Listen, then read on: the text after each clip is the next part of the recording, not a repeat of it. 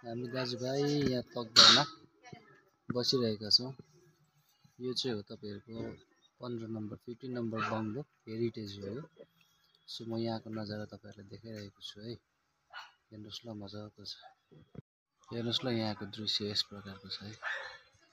मजाको छ दामी। यस्तो छ यहाँ त हो।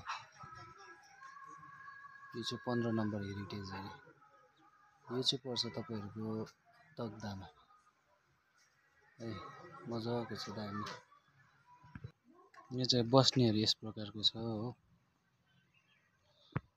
सब अर्ग्यानिक छ यहाँ।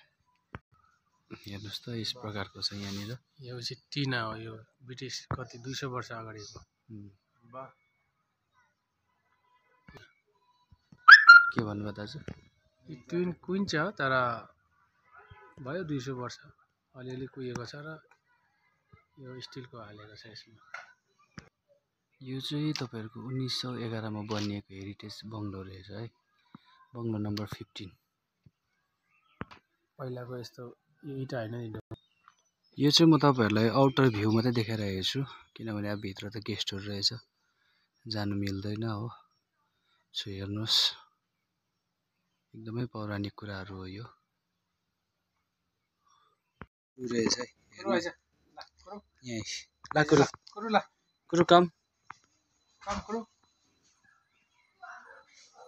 ला ला